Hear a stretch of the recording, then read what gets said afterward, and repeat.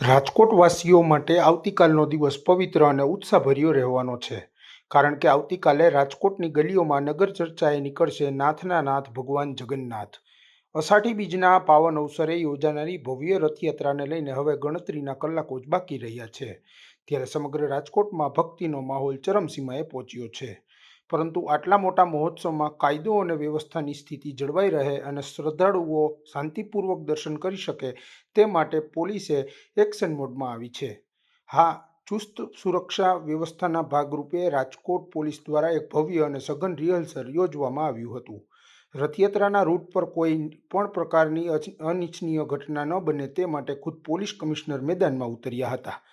Police કમિશનરના સીધા માર્ગદર્શન હેઠળ આજે રાજકોટના સમગ્ર રૂટ પર સુરક્ષા વ્યવસ્થાની ચકાસણી કરવામાં આવી હતી. આ ખાસ રિહર્સલમાં રાજકોટ પોલીસનો તમામ મહત્વનો સ્ટાફ જોડાયો હતો, જેમાં એસઓજીની ટીમ, ક્રાઇમ બ્રાન્ચની ટીમ, પીસીબીની ટીમ અને રાજકોટ શહેરના તમામ ઉચ્ચ પોલીસ અધિકારીઓ તેમજ સ્થાનિક પોલીસ સ્ટેશનનો કાફલો સામેલ થયો હતો.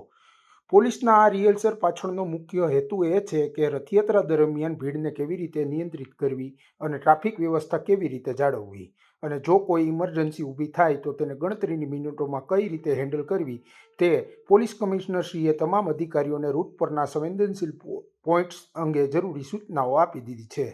ડ્રોન કેમેરા અને સીસીટીવીના નેટવર્ક દ્વારા પણ રથયાત્રાના ખૂણે ખૂણા પર ત્રીજી આંખની નજર રાખવામાં આવશે.